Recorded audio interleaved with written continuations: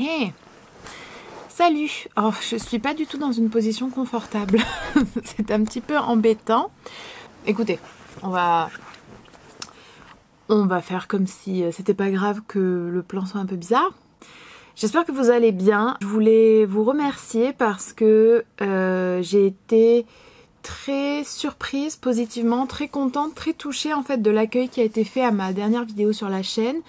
C'est-à-dire que premièrement, j'ai reçu énormément de commentaires hyper gentils sur le fait que vous étiez contente que je revienne et que vous étiez partante pour des vidéos de discussion. Vraiment, ça m'a fait énormément de bien. Pour être franche, cette vidéo, ça faisait, je pense, 15 jours environ qu'elle était déjà uploadée sur YouTube et qu'elle était en privé. J'arrivais pas à me décider en fait à la publier. J'avais peur que ce soit inutile, redondant, ennuyeux, que ça n'avait pas d'intérêt.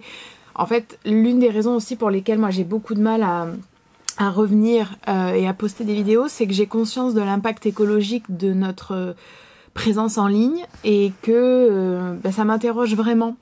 Ça m'interroge énormément sur le fait de poster régulièrement, d'avoir posté aussi régulièrement pendant autant d'années. Il faut bien comprendre que je poste des vidéos depuis que j'ai 16 ans et j'en ai 33. Donc forcément, vous imaginez que ça a fait beaucoup de vidéos. Après, je sais aussi que... Enfin, là, c'est tout un cheminement aussi avec moi-même de comprendre qu'il y a vraiment, certes, une responsabilité individuelle dans ce qu'on crée et ce qu'on détruit sur la planète, et en même temps qu'il ne faut pas tomber dans cette culpabilité induite par des discours qui émanent en fait d'instances, de groupes, d'industries qui sont les réels... comment dire, je vais pas dire qu'ils sont les réels, mais qui sont les principaux coupables, et que c'est pas nous, en nous empêchant de publier des vidéos qui créent du lien, qui créent de l'affect, qui créent de l'information, qui créent du divertissement sain aussi, qui sommes problématiques, c'est pas ça. Mais c'est difficile de vivre avec cette conscience et cette culpabilité et liée à l'écologie. C'est pas pour rien que le terme d'éco-anxiété est apparu. Personnellement, c'est quelque chose que je connais énormément. C'était pas du tout le sujet de la vidéo. Donc bon, bref, voilà. Je vais dire quelque chose, mais j'allais dire, est-ce que c'est ça d'avoir un TDA, de partir dans tous les sens? Peut-être. Vous le savez pas, j'ai déjà parlé, je crois, une fois ou deux fois de ça. J'en reparlerai, c'est vraiment un des sujets que j'ai envie d'aborder. Le TDA, la psychiatrie, les diagnostics, l'errance médicale, en fait, ce sont des thématiques qui sont hyper importantes dans ma vie et je n'en ai pris conscience que très récemment. Bon, alors là, comment est-ce que je passe encore une fois de ce sujet à ce sujet alors que le sujet dont je voulais vous parler n'avait absolument rien à voir. Peut-être parce qu'en fait j'ai pas envie d'aborder le sujet. En fait, je voulais parler du métier de prof. Depuis un certain temps, je regarde les vlogs hebdomadaires d'une jeune femme qui s'appelle Laura. Alors on a un gros problème, Laura et moi. Enfin, on a un gros problème, on se parle pas du tout, c'est pas du tout... Enfin, on se connaît pas, hein, c'est pas du tout un gros problème. Mais ce que je veux dire, c'est que son père est boucher et elle mange des animaux et elle en fait la promo d'une certaine manière et comme si c'était hyper normal. Et vous savez, moi j'ai toujours un choc quand je me rappelle que en 2025, il y a encore des personnes qui ne réfléchissent même pas à la sentience des autres espèces animales, au respect de ces autres espèces animales, parce que rappelons-le, nous sommes des animaux, au capitalisme qui est derrière, à la souffrance, à l'exploitation des humains qui travaillent aussi, notamment par exemple dans les abattoirs ou autres. Donc c'est toujours un énorme choc, mais bref. Et en fait, la semaine dernière, ou il y a 2 semaines, je ne sais plus, elle a posté un vlog, et donc pardon, elle est prof. Elle est prof de philo contractuelle dans le privé, mais elle essaye de passer le CAPES, donc pour enseigner dans le public. Moi, je ne peux que lui conseiller, si jamais elle tombe sur cette vidéo, de passer le CAFEP et pas le CAPES, mais c'est personnel. Et en fait, il y a la semaine dernière ou 2 semaines, elle a posté un vlog dans lequel, à la fin, elle pleurait en descendant du train pour aller travailler le vendredi à l'issue d'une semaine chargée avec des temps de transport importants, etc. Et en fait, ça m'a énormément touchée parce que ça m'a rappelé l'époque où je travaillais dans mon ancien établissement et où j'avais entre 1h et 1h30 de trajet de bus aller et 1h, 1h30 de trajet de bus retour, ce qui est d'ailleurs la raison pour laquelle j'ai pris un vélo qui est, je le précise, la meilleure décision de ma vie. Voilà, enfin non, pas la meilleure décision, mais l'une des meilleures décisions de ma vie. Alors elle, effectivement, c'est pas possible parce que moi c'était 1h, 1h30 de bus, parce que c'était hyper mal desservi, beaucoup de bouchons, etc. Alors qu'en fait c'était pas du tout loin, c'était à une quinzaine max de kilomètres, max, alors que elle c'est 1h de train, 1h30 de train, donc c'est pas pareil du tout. Mais bon bref, ça m'a refait penser à cette période où j'avais un emploi du temps, j'avais 20 ou 22 heures parce que j'avais des heures sup à l'époque, et puis avec l'emploi du temps et les trous, j'étais parfois à plus de 30 heures sur l'établissement, que je commençais à 8 heures en ayant tout ce temps de transport, et que c'était infernal pour moi. Malgré un très bon relationnel avec les élèves, sauf une classe de première technologique, j'avais toujours eu un très bon relationnel avec ma classe de 4e, 3e, seconde, et avec des collègues avec qui je m'entendais très bien par ailleurs. Mais voilà, c'était extrêmement difficile, je pense que vous vous en souvenez, c'est aussi la période où j'ai pris des antidépresseurs et où j'avais commencé les anxiolytiques. C'est une période où j'ai été en arrêt maladie un nombre incalculable de fois, où j'étais tout le temps en retard, tout le temps absente, parce que vraiment je n'arrivais plus. Psychologiquement c'était compliqué parce que psychologiquement je suis effectivement fragile, parce que si le diagnostic est avéré, j'ai un TDA, ce qui complique le travail, ce qui complique la vie de tous les jours. En tout cas, il est sûr que ma vie de tous les jours est compliquée, et qu'elle est compliquée par des choses qui ne sont pas difficiles à gérer pour la plupart des personnes que je connais, et les personnes qui peuvent avoir des tristesses, peuvent avoir des moments de stress, peuvent avoir ponctuellement même eu des moments très difficiles, mais qui en fait n'ont pas un trouble chronique, je sais pas si on peut l'appeler comme ça, ou un fonctionnement différent sur la durée, quoi. Et il y a certes ça, mais il y a aussi les conditions de travail, et en fait c'est un petit peu ça m'a d'autant plus touchée que actuellement je me retrouve encore dans une période où c'est compliqué pour moi. Ça a été compliqué psychologiquement. L'année 2025, ça a été une année très difficile pour moi. Je rentrerai pas, je pense, dans les détails dans une vidéo publique. J'en parlerai peut-être en vidéo privée, parce que vous avez vu peut-être, j'ai démarré la souscription sur cette chaîne, mais j'ai encore rien publié, j'en ai pas fait la promotion ni rien parce que je suis encore en train de réfléchir. Mais bon bref, ça a été une année très difficile pour moi, une année de bouleversement, de remise en question. C'est une année où j'ai repris la thérapie de manière régulière. Je vois une psychologue 2 fois par mois ou 1 fois par mois. Et j'ai revu un psychiatre. Plusieurs fois ça n'a pas trop fonctionné. J'ai repris un rendez-vous pour un autre psychiatre en novembre. C'est compliqué. C'est vraiment compliqué. J'ai été confrontée cette année au fait que j'ai entre guillemets besoin des anxiolytiques, effectivement. Et de l'autre côté, ça a aussi été une année... ça a aussi été une année... comment est-ce que je peux dire ça ? Précieuse, parce que j'ai vraiment été très épaulée par certaines personnes dans ma vie.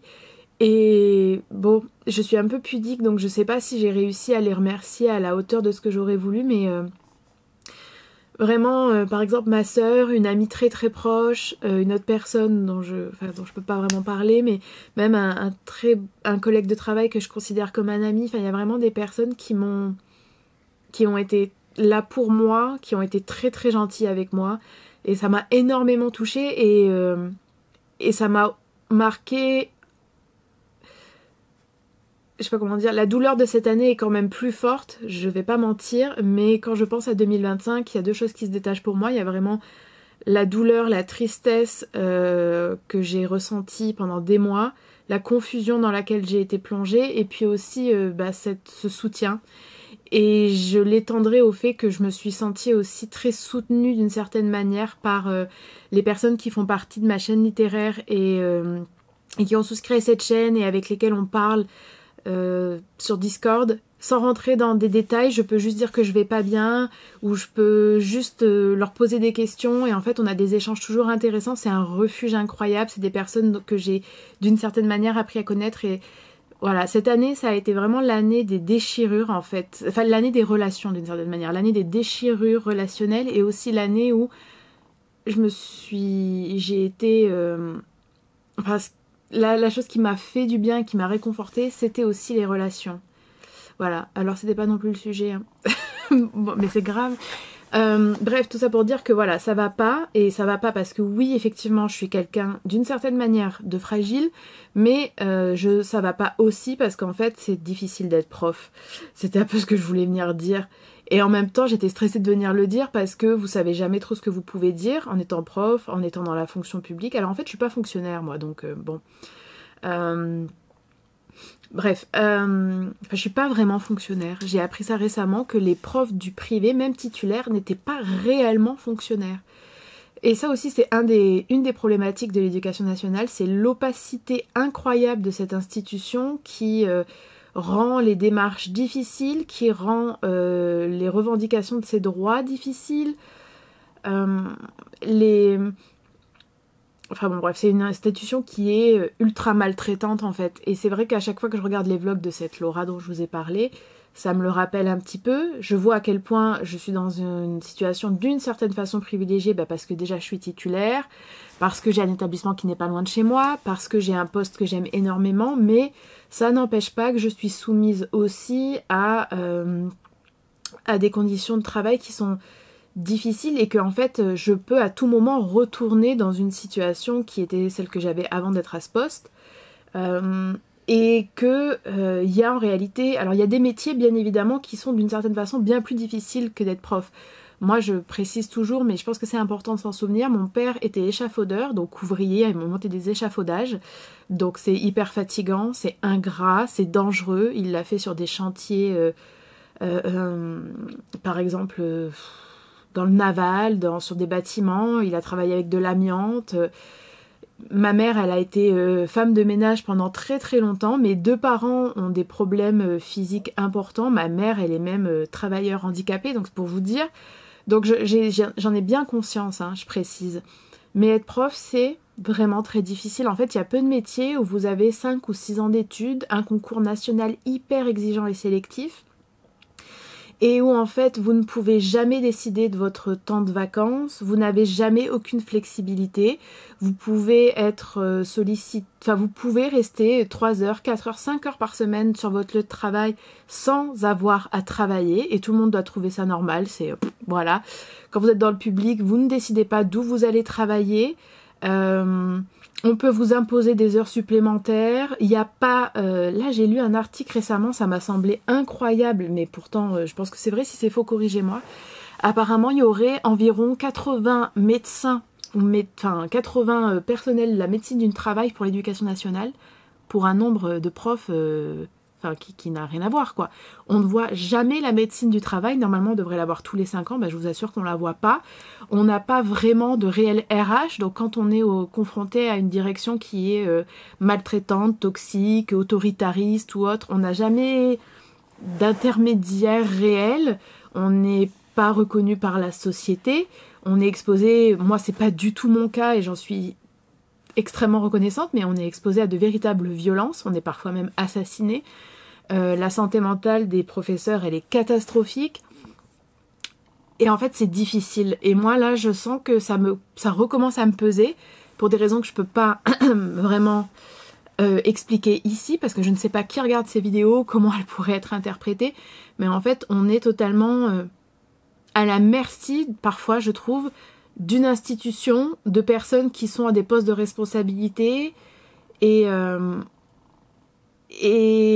peut même pas démissionner. Enfin, vous voyez, n'importe quel autre métier, ou presque, vous pouvez démissionner, dire que pendant 1 an ou 2 ans, vous voulez pas travailler, ou vous voulez faire autre chose, et qu'après, vous allez rechercher une nouvelle entreprise dans le même métier.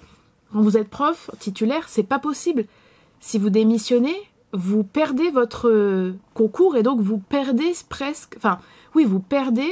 C'est comme si vous perdiez votre licence, vous voyez ce que je veux dire, en tant que médecin. Vous pouvez pas faire de pause. Même la pause, elle est à la merci, au bon vouloir du rectorat. C'est un métier magnifique que j'aime énormément. J'adore les élèves, j'adore le relationnel avec les élèves, j'aime beaucoup la pédagogie, j'aime beaucoup préparer les cours et tout. Mais en fait, ce sont des conditions de travail, tout mis bout à bout. Combien il y a de métiers en fait en France quand même où il y a tous ces facteurs qui coïncident, ce nombre d'études, cette exigence et ce peu de salaire, peu de flexibilité, peu de liberté, conditions de travail difficiles etc., etc. Je parle même pas du fait que parfois on n'est pas payé en septembre-octobre, je parle même pas des coupes budgétaires, je parle même pas des réformes qui transforment beaucoup de choses enfin presque d'une année à l'autre parfois, je parle même pas enfin bon bref, je parle même pas du fait que quand vous êtes prof, il y a tellement d'heures travaillées qui sont en réalité pas payées, du fait qu'on vous considère comme des fainéants. Et c'est vrai que là, ça a été une période où ça a été difficile pour moi à gérer. Et je pense qu'on a besoin... Je voulais plus trop parler de ça, je voulais plus exposer mes difficultés. Et en même temps, quand j'ai vu la vidéo de cette jeune Laura, ça m'a fait beaucoup de peine pour elle. Et en même temps, ça m'a un petit peu, comment dire, rassurée, parce que ça m'a rappelé que je ne délirais pas, que je ne me complaisais pas dans un statut de victime, que je n'étais pas trop faible, que non, c'est une institution violente qui broie son personnel, qui broie aussi les élèves à certains égards, et que, voilà, même quand vous parlez du rythme scolaire, quand vous dites qu'on ne devrait pas commencer à telle heure, qu'on devrait avoir moins d'heures de cours, etc., vous êtes toujours ou presque, par certains vieux enseignants, par la direction, etc., considéré comme fainéant par le public aussi, hein. Ah bah vous voulez encore moins travailler, et je pense que c'est important d'avoir des paroles de profs qui viennent rappeler ça pour qu'on se sente moins seul, parce qu'en fait c'est un métier, je trouve qu'il y a une certaine solidarité, mais il y a aussi une grande solitude. Je sais pas si vous serez d'accord avec moi. Alors cette vidéo n'est peut-être pas très intéressante pour les personnes qui ne sont pas dans l'éducation nationale, mais je pense qu'elle est quand même intéressante pour beaucoup de gens, parce qu'on a tous eu des profs. On a tous été marqués, je pense, d'une manière ou d'une autre par l'école, parce qu'il y a beaucoup de profs aussi peut-être qui me regardent, parce qu'il y a des futurs profs, parce qu'il y a des élèves, parce qu'il y a des parents d'élèves, et j'avais envie de venir parler de ça. C'était ce qui était un peu, enfin non pas un peu, c'est ce qui est beaucoup dans mon esprit en ce moment, et ce que je vous avais dit, c'est que je voulais revenir sur cette chaîne comme je le faisais avant, en parlant, en discutant, en partageant des idées, et bien évidemment ça s'inscrit dans une réflexion plus large sur le travail, sur le capitalisme, et sur la violence du travail tel qu'il est structuré par le capitalisme. Et c'est pas pour dire que c'est le métier le plus difficile, que tous les autres métiers ça va, c'est absolument pas ça. Chaque métier peut être amélioré, enfin les conditions de travail pour tous les travailleurs et toutes les travailleuses doivent être repensées, etc. Mais je parle de ce que je connais, et je pense que prof c'est aussi quand même un métier qui a ses particularités, quoi qu'on en dise. Voilà. Bon bah écoutez, je vais y aller parce que je dois rejoindre une amie, je pense que je vais être en retard. J'espère que cette vidéo aura été intéressante à certains égards. Prenez soin de vous, et j'ai hâte de lire vos commentaires, bien sûr toujours dans la bienveillance et le respect. À bientôt.